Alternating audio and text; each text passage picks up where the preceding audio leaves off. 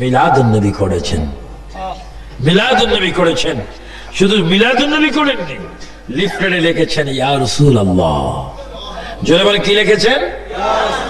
কোন আলেমের মুখে যদি এই কথা শোনেন, নারায়ে তাকবীর, আল্লাহু আকবার, দ্বীন ইসলাম জিন্দাবাদ, বাংলাদেশ জিন্দাবাদ, আল কোরআনের আলো ঘরে ঘরে আলো, মনে করবেন তার মতো অন্ধ আর পৃথিবীতে কেউ নেই। কারণ তুমি ইসলামও বললা, কোরআনও বললা, বাংলাদেশও বললা। বাংলাদেশ যেই নবীর খাতিরে হলো, তুমি যেই নবীর খাতিরে হলা, ইসলাম যেই নবীর খাতিরে হলো, কোরআন যেই নবীর জন্য আসলো, তুমি ওই নবীর নাম নিতে যখন বখিলি করেছো, আল্লাহ বলে তোমার মতো ইবাদতওয়ালা বান্দা আমার কোনো দরকার নাই। আবার উচ্চ স্বরে বলুন না ইয়া রাসূলুল্লাহ। সবাই একটু জোরে জোরে বলে ইয়া রাসূলুল্লাহ, ইয়া হাবিবাল, জোরে ইয়া রাসূলুল্লাহ, এক আওয়াজে সবাই জোরে জোরে বলুন ইয়া রাসূলুল্লাহ। গোসল করাইয়া কাপন পড়াইয়া, বলেন গোসল করাইয়া কাপন পড়াইয়া। গোসল করাবে, কাপন, তারপরে কি দোতলায় নিবে? আহা, গোসল শেষ, বিদায় গোসল, বিদায় কাপন। বহু গোসল করেছেন, গোসল করার পরে ড্রেস পোশাক বদলি বলেছেন মা বাচ্চাই, বিবি কি বলেছেন বাদ দেওয়ার জন্য। কিন্তু আজকে আপনার গোসল হয়েছে, তিনটি কাপড় আপনাকে পরিধান করে দেওয়া হয়েছে, কিন্তু ঘরে ঢোকার কোনো সুযোগ নয়। সন্তান যখন, বাবা যখন মারা যায়, ছেলেরা তখন এক টেবিলে বসে ফয়সালা করে জানাজার টাইম কখন দেওয়া হবে, গোসল কে করাবে, কখন করাবে, সিদ্ধান্ত নেই। বাবা চিৎকার দিয়ে কাঁদছে, হে আমার ছেলেরা, আমি এতক্ষণ তোর পিতা ছিলাম, বিল্ডিং আমার, বাড়ি আমার, ঘর আমার, সম্পদ আমার, হতিয়ান আমার, ক্যাশ আমার, সব আমার। আমার নিঃশ্বাস চলে যাওয়ার পরে তোরা কি আমার পর হয়ে গেলি? আমাকে আমার বিল্ডিং থেকে বাহির করার জন্য তোমরা ফয়সালার মধ্যে বসে গিয়েছ। যখন লাশ ঘরের দরজা দিয়ে বাহির করে কিতাবে আসে, বাহিরে শরীয়তের মধ্যে দেখি লাশ, তখন একটা চিৎকার দেয়, এ আমার ছেলে, আমাকে আস্তে আস্তে বাহির কর, আমি জনমের মতো বাহির হয়ে যাচ্ছি, আর এই ঘরে আমার ঢুকার কোনো সুযোগ নাই। বাবা কাঁদবে, ছেলে শুনবে না। মদিনার নবী মদিনার থেকে ডাক দিয়ে বলবে, উম্মত, জুরাইনের বাসার থেকে তোমার লাশটা বাইর করে যখন ছেলেরা গোসল দেওয়ার জন্য নিয়ে যাচ্ছে, তুমি কাঁদছো। কিভাবে তুমি কবরে থাকবে, কিভাবে তুমি অন্ধকার কবরের মধ্যে তোমার দিনটা কাটাবে? উম্মত, তুমি কেন কাঁদো? এটা তোমার বোকামি। তুমি যখন মরতেছিলে, আজরাইল যখন তোমার সামনে এসেছিল, শয়তান যখন তোমার ঈমানটা নেওয়ার জন্য এসেছে, উম্মত রে, তুমি কি দেখোনি তোমার ডান পাশে আমি দাঁড়িয়েছিলাম? কাঁদিস না, কাঁদিস না, ঘর তোর পর হবে, সমাজ তোর পর হবে, পৃথিবী তোর পর হয়ে যাবে। তোমার মধ্যে আমার প্রেম নিয়ে যদি কবরে আসো, তোমার লাশটা কবরের মাটিতে লাগার আগে আমি মদিনার থেকে যাইয়া আমার গোলাম বলি আমি তোমাকে কোলে স্থান দেব। আরো জোরে বলেন সুবহানাল্লাহ। সুন্নি মুসলমান ভাইরা, জুরাইনের মুসলমান ভাইরা, বিভিন্ন জেলার ভাইরা আওয়াজ দিয়ে বলেন, সে অন্ধকার কবরে আমরা রাসূলের কোল মুবারকে যাইতে চাই কি চাই না? সবাই একটু জোরে জোরে বলুন, গোসল করাইয়া কাপন পরাইয়া, জোরে, গোসল করাইয়া রাখিবে যখন কবর শুয়াইয়া, লয় গো কোলে গোলাম বলিয়া, ইয়া রাসূলুল্লাহ, ইয়া রাসূলুল্লাহ।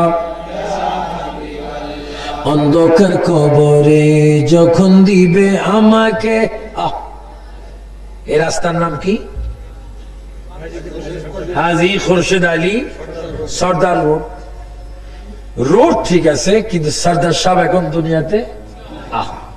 কিন্তু এই রোডের কারণে, এই রোড এখন রোড নয়, এটা বেহেশতের বাগান। এই বাগানের কারণে সর্দার সাহেবের কবরকে আল্লাহ পাক জান্নাত বানিয়ে দিয়েছেন। আরো জোরে বলুন না সুবহানাল্লাহ। এই জন্য ভালো কাজ করে পৃথিবীর থেকে ভালো কিছু স্মৃতি রেখে পৃথিবীর থেকে বিদায় হওয়ার প্রয়োজন আছে কিনা? এরও আজকে জান্নাতের বাগান হয়েছে। আপনারই নূরের ঝলক লাগিয়া, বলেন, আপনারই নূরের ঝলক লাগিয়া কবরের আধার যাবে চলিয়া। সুবহানাল্লাহ। আর একটু চিল্লে যুবক ভাইরা বলো সুবহানাল্লাহ। নবীর নূরের ঝিলিক আমরা কবরে দেখতে চাই কি চাই না?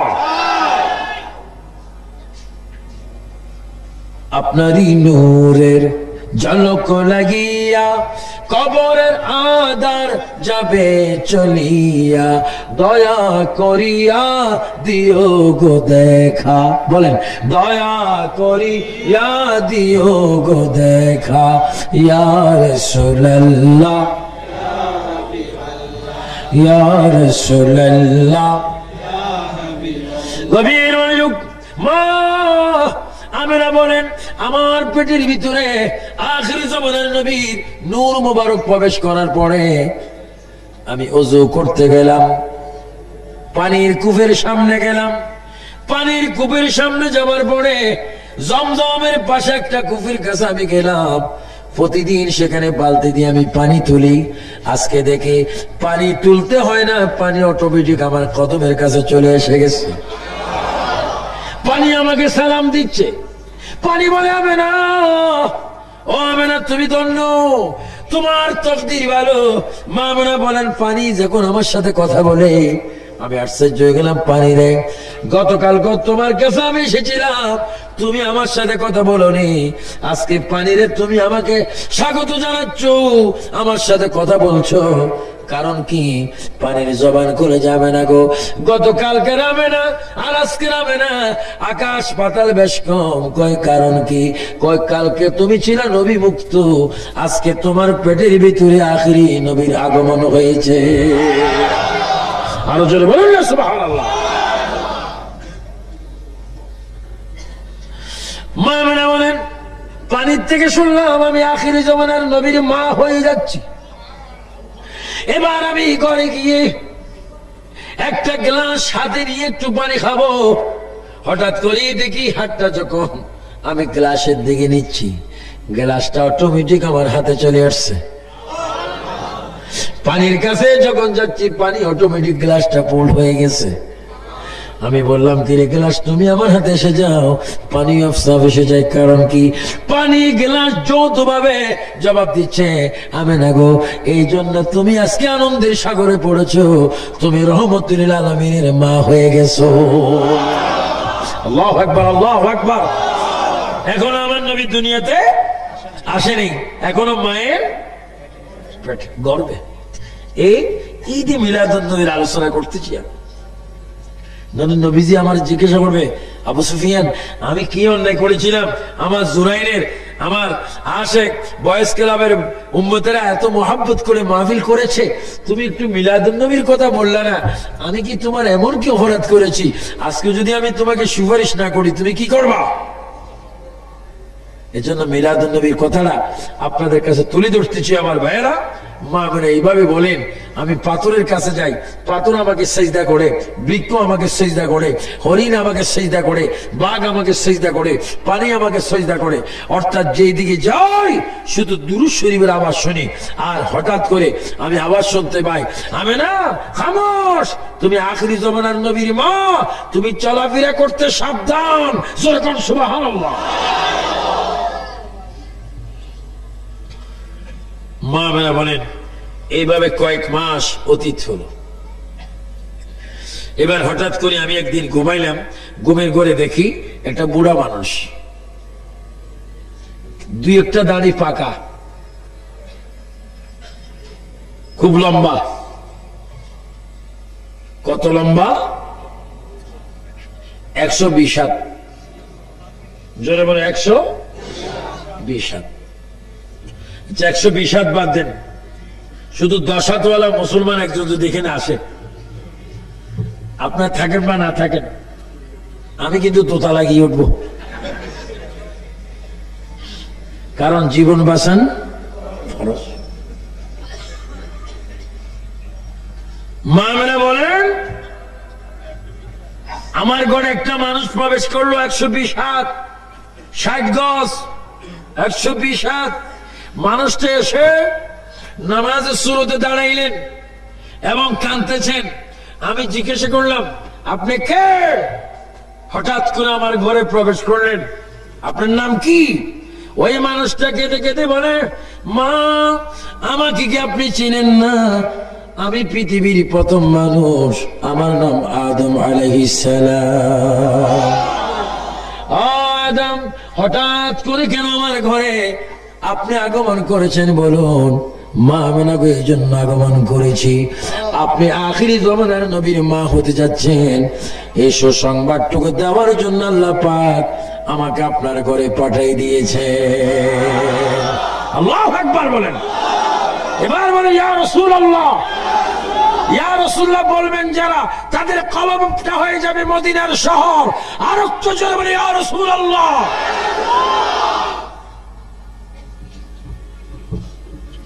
মা মেনা বলেন, আদম আলাইহিস সালাম চলে গেলেন।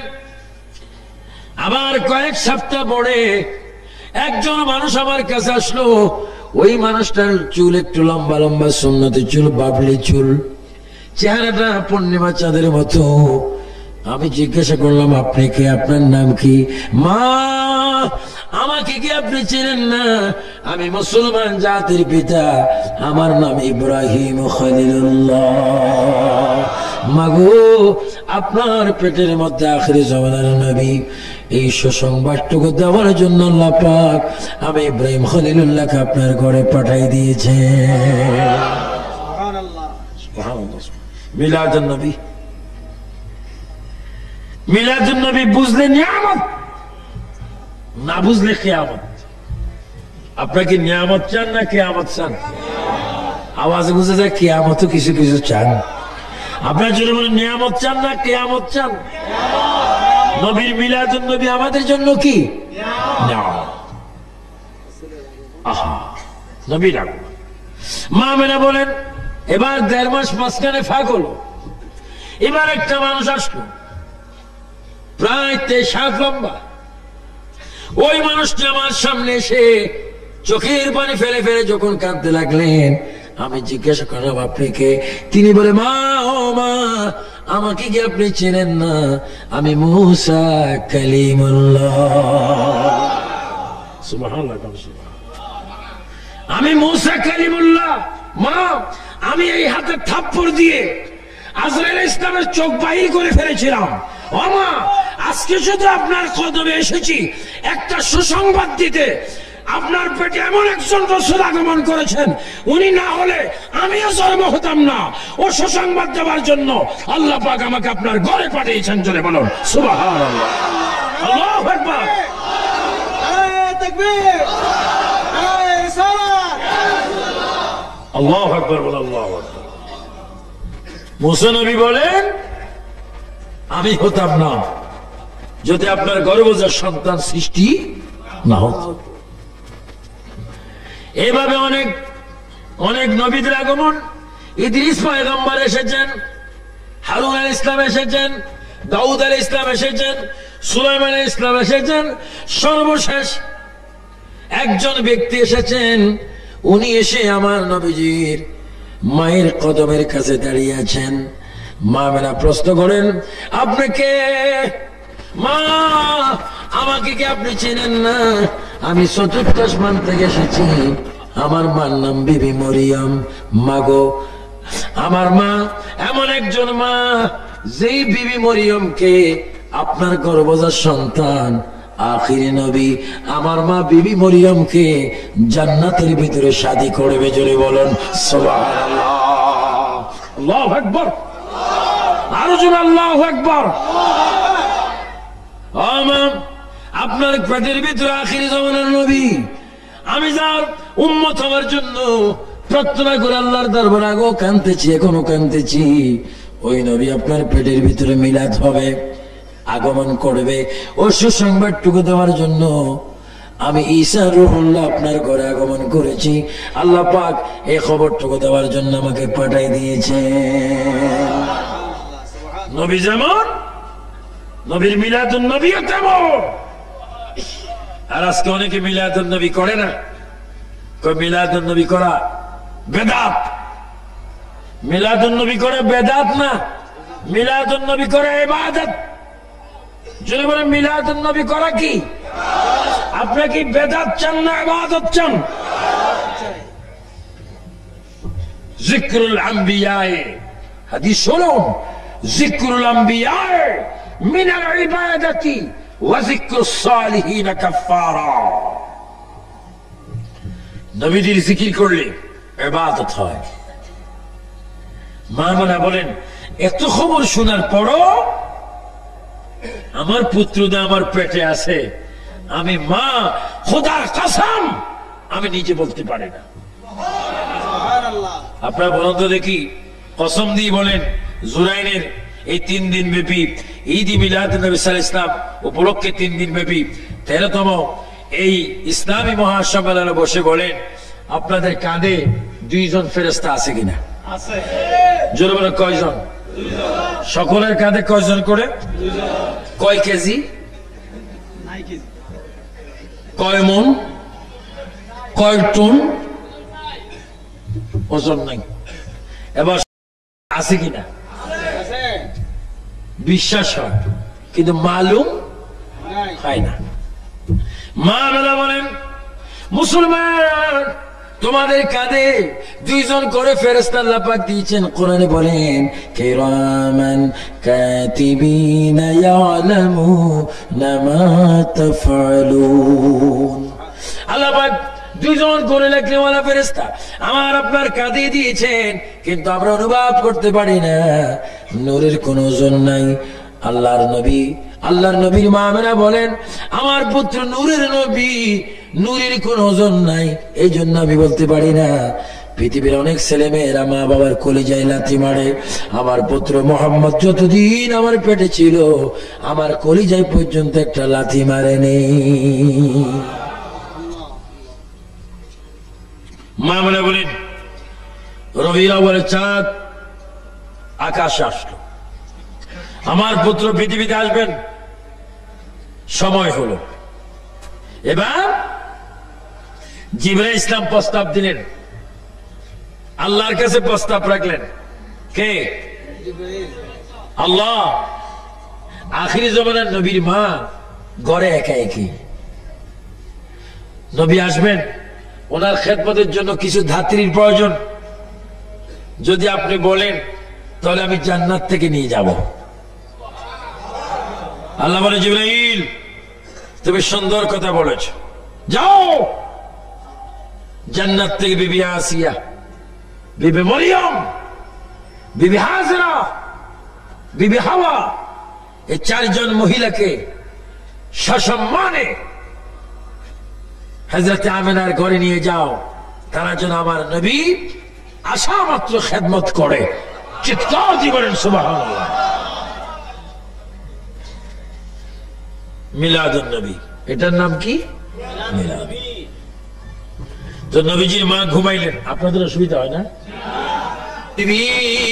প্রথম নারী আমার নাম বিবি হাওয়া। জান্নাতের ভিতরে গুন্দুম খাইছিলাম, স্বামীকে হেরে কাঁদিছিলাম।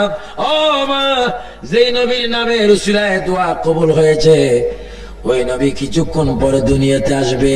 মাগো, ওই নবীর খেদমত করার জন্য আল্লাহ পাক আমি বিবি হাওয়াকে আপনার খেদমতে পাঠাই দিয়েছে।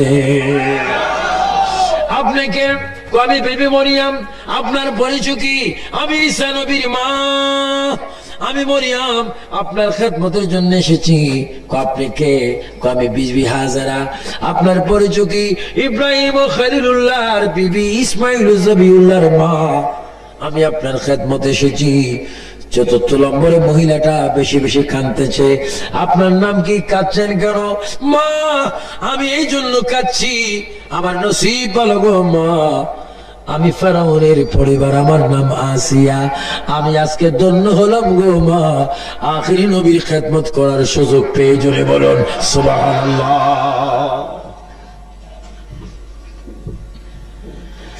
আমার ভাইয়েরা, শুধু একটি মহিলার কথা আমি আপনাদের সামনে তুলে ধরবো। যারা নাকি মিলাদুন নবী মানে না, আমার নবী আগের যুগে ছিল, সেটাও যারা মানে না, তাদের জন্য দাঁত ভাঙ্গা জবাব।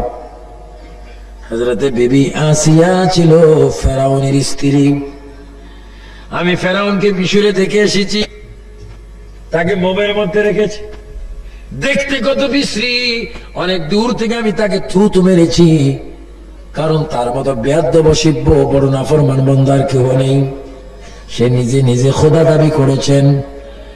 আমার ভাইয়েরা, ফেরাউন ছিল মূসা নবীর যুগে, আর মূসা নবীর প্রায় 2300 বছর পরে, মূসা নবীর 2300 বছর পরে আমার আপনার নবী দুনিয়ার মধ্যে আগমন করেছেন। তাহলে বুঝা গেল মূসা আলাইহিস সালামের সাথে সেই আসিয়ার সম্পর্ক সেই যুগে ছিলেন। আসিয়া কেন আমার নবীর ঘরের মধ্যে আসলেন? কিতাবের মধ্যে আসে ফেরাউন নিজকে নিজে খোদা দাবি করেছেন, সবাই তাকে খোদা বলে স্বীকার করতেন। একদিন সে ডিক্লেয়ার দিলেন, আমার প্রজারা, আমি চাই তোমরা আমাকে শুনে শুনে খোদা বলবে, আমি তোমাদের উপর খুশি হয়ে যাব। হুজুরি বললেন, জানাব ফেরাউন, আপনাকে আমরা খোদা ততক্ষণ পর্যন্ত বলবো না যতক্ষণ আপনার বিবি আসি আপনাকে খোদা স্বীকার না করবে। কি? আমার বিবি কি আমাকে খোদা বলেন না কেন? যদি আমাদের কথা আপনার সন্দেহ হয়, গিয়ে দেখেন। ফেরাউন কথাটুকু যাচাই করার জন্য পাক ঘরের মধ্যে চলে গেলেন, যেখানে মা বোনেরা পাক করেন, রান্না বাড়া করেন। সেখানে ফেরাউন গিয়ে বিবি আসিয়ার কাঁধের উপর হাত দিয়ে ফেরাউন বলে, বিবি গো, আমি তোমাকে কত ভালোবাসি, তুমি আমাকে খোদা মানো আমি নিশ্চয়ই জানি, কিন্তু তুমি আজকে এমন ভাবে খোদা বলবে, আমি তোমার জবানের কথা যেন আমার নিজ কানে শুনি। আসিয়া চিৎকার দিয়ে আকাশের দিকে নজর করে একবার বললেন, আল্লাহ। সবাই জোরে বলে আল্লাহ, আরো জোরে বলে আল্লাহ। ইমান হেফাজত করার মালিক কে? আসিয়া ডাক দিয়ে বলে আল্লাহ। ফেরাউন আসিয়াকে আবার বলেন, তুমি কোন আল্লাহকে ডাক দিচ্ছ? আমি না তোমার প্রভু, আমি তোমার একদিকে স্বামী, একদিকে তোমার জন্য প্রভু, আমি তোমার গড, তোমার ইলা, তোমার স্রষ্টা। আসিয়া ফেরাউনের পায়ে ধরে বলে, প্রাণের স্বামী, এই কথা তুমি আমাকে বলবে আমি কোনদিন ভাবতে পারিনি। তুমি আমার খোদা হতে পারো না, তুমি আমার স্বামী। তোমার পায়ে যদি পচে যায়, রক্ত যদি পচে যায়, আমার জিহ্বা দিয়ে তোমার রক্তগুলা চষে চষে আমি খাবো, আমার চুল দিয়ে তোমার খেদমত করে দিব। তবে তোমার হাতে ধরি, পায়ে ধরি, মহান আল্লাহর সামনে একটা সেকেন্ডের জন্য আমি তোমাকে প্রভু স্বীকার করতে পারি না। সুবহানাল্লাহ, সুবহানাল্লাহ। ঈমান দেওয়ার মালিক কে? আল্লাহ। ফেরাউন গোসা হয়ে গেলেন, সিংহাসনে গিয়ে বসলেন। উজির, তোমার কথা সত্য, আমার স্ত্রী আমাকে প্রভু বলে না, এটা তুমি আর আমি জানি, কিন্তু এমন একটা বুদ্ধি তুমি আমাকে দাও যে বুদ্ধির কারণে আমার স্ত্রী আমাকে প্রভু বলতে বাধ্য হবে। তাই যদি বুদ্ধি নেন, আমি আপনাকে বুদ্ধি দিচ্ছি, আপনার স্ত্রী আসিয়া কোনদিন চন্দ্র সূর্য দেখেনি, বেগানা পুরুষ তার চেহারা দেখেনি। তাকে যদি হাজার মানুষের সামনে উলঙ্গ করতে পারেন, তার লজ্জার স্থান সে রক্ষা করার জন্য আপনাকে খোদা বলে দেবে। জোরে বলুন না, নাউজুবিল্লাহ। যত বড় অসিব্য বুদ্ধি, তোর অসিব্য মার্কা শয়তান। কথাই হোক, ফেরাউন কয়েকজন মানুষ পাঠাই দিলেন আসিয়ার কাছে, যাও নিয়ে আসো। মার জন্য বোধ কিতাবে দেখ, ফেরাউন কয়েকজনকে পাঠাই দিলেন। এই বেগানা পুরুষগুলি আসিয়ার হাতে ধরলেন, পায়ে ধরলেন, চুলে ধরলেন, মাথার উপর করে সিংহাসনে নিয়ে আসলেন। নিয়ে আসার পরে ফেরাউন ডাক দিয়ে বলে, আসিয়া এখনো সময় আছে, তুমি আমাকে প্রভু বলে স্বীকার করো, আল্লাহ বলে স্বীকার করো। আসিয়া ডাক দিয়ে বলে, স্বামী গো, তুমি আমার মনের দুঃখ বুঝলা না, তুমি এই সিংহাসনের মালিক নয়, আল্লাহ পাক এই সিংহাসনের মালিক। এই কথা বলার পরে দুষ্ট ফেরাউন ইশারা দিলেন, ওই ফেরাউনের দরবারে, ফেরাউনের সেই সিংহাসনের সামনে ওই বেদিনরা শয়তান আসিয়ার শরীর থেকে কাপড়গুলা খুলে নিলেন। কাপড়গুলা খুলে যখন নিচ্ছেন, আসিয়া একটা চিৎকার দিয়ে বলে, আল্লাহ তুমি আমার ইজ্জত রক্ষা করো। আল্লাহ পাক বলে, জিবরাইল, ও জিবরাইল, আর দেরি করিস না, জান্নাত থেকে একটা শাড়ি নিয়ে যা, আসিয়ার গায়ের মধ্যে শাড়িটা পরিধান করাইয়ে দে। যারা ইমানদার তারা দেখবে আসিয়ার গায়ে পোশাক, আর যারা বেঈমান তারা দেখবে আসিয়া উলঙ্গ অবস্থা। তারপর আসিয়া প্রভু স্বীকার করে না, এবার চুলের মধ্যে ধরে মাটির মধ্যে টেনে টেনে সিংহাসনের পিছনে নিয়ে গেলেন। সিংহাসনের পিছনে নিয়ে আবার প্রস্তাব দেওয়া হলো, আসিয়া গো, জীবন যদি তুমি ভিক্ষা চাও, ফেরাউনকে তুমি খোদা কোনো সমাজে স্বীকার করো। আসিয়া বলে, আমার জীবন যাবে, আমি আল্লাহর সামনে আমার স্বামীকে আমি কখনো প্রভু বলতে পারি না। এবার দুষ্টরা আসিয়াকে উলঙ্গ করে দুই হাত দুই দিকে টান দিয়ে বড় একটি গাছের সাথে দুই হাতের তালুর মধ্যে দুইটা বড় বড় জলি যখন ফেরাক মারিয়া দিলেন, দুই পায়ের তালুর মধ্যে যখন দুইটা ফেরাক মেরে দিলেন, এবার হাত পাও টানা দিয়ে গাছের মধ্যে লটকি যখন রেখেছেন, কলিজা বরাবর একটা তীর যখন মারার জন্য এসেছে, আসিয়া আকাশের দিকে চিৎকার দিয়ে বলে, আল্লাহ আখিরি জামানার নবীর উসিলা আমার ইজ্জত রক্ষা করো। এই কথা যখন আসিয়া ডাক দিয়ে যখন বললেন, আসিয়া বলে, আমি দেখতে পেলাম, হঠাৎ করে দেখি নূরের একজন মানুষ আমার শরীরের মধ্যে হাত বুলাই দিচ্ছে, আর আমি দেখতেছি এই মানুষটা আমাকে বলে, আসিয়া এখন আমি দুনিয়ার মধ্যে আসি নেই, আমি আখিরি পয়গম্বর মুহাম্মদুর রাসূলুল্লাহ সাল্লাল্লাহু আলাইহি ওয়াসাল্লাম, তোমার যন্ত্রণা সহ্য করতে পারি না, এজন্য তোমাকে আমি মুছে দিয়ে গেলাম। আমার মা আমার পেট থেকে যেই দিন আমি দুনিয়াতে যাব, ওই মায়ের ঘরে তোমার আমার সাক্ষাৎ হবে। জোরে বলুন সুবহানাল্লাহ, আল্লাহু আকবার। আমার ভাইরা, তাহলে বুঝা গেল সর্বযুগে, সর্বকালে, সর্বসময়ে, সৃষ্টির প্রথম থেকে আজকের দিন পর্যন্ত, আজকের দিন থেকে কিয়ামত পর্যন্ত অল সময় আল্লাহর নবী উম্মতের খবর রাখেন। জোরে কোন সুবহানাল্লাহ। এটা আমাদের বিশ্বাস হয় কি হয় না? আরো জোরে হয় কি হয় না? যেহেতু নবী রাহমাতাল লিল আলামিন। এই জন্য মা আমেনার গড়ে আসিয়া আসলেন। আসিয়া এসে, মরিয়ম এসে, হাজরা এসে, মা হাওয়া এসে খেদমত শুরু করলেন। কি? কেউ পা মালিশ করেন, কেউ মাথার তালু মালিশ করেন, কেউ পাখা করেন, কেউ পেটে মালিশ করেন। চার মহিলা মা আমেনার খেদমতে লেগে গেলেন। মা আমেনা বলেন, আমার পেটে কোনো ব্যথা নেই, নাপাক কোনো পানি নেই, হঠাৎ করে দেখি কুদরতি একটা অপারেশন হয়ে গেল। আমার দেশে সিজার হয়, বিকল্প ভাবে সন্তানদেরকে আনা হয়। আল্লাহর কুদরতি ভাবে নবীজি মা আমেনার সিজার হয়ে গেল। কুদরতি অপারেশন যখন হয়ে গেল, মা আমেনা বলেন, আমি দেখতে পেলাম জান্নাতের পোশাক পরিধান অবস্থায় আমার পেট থেকে উম্মতি বলে বলে সজদা অবস্থায় আমার পেট থেকে আখির জামানার নবীর মিলাদুন নবী হয়ে গেল।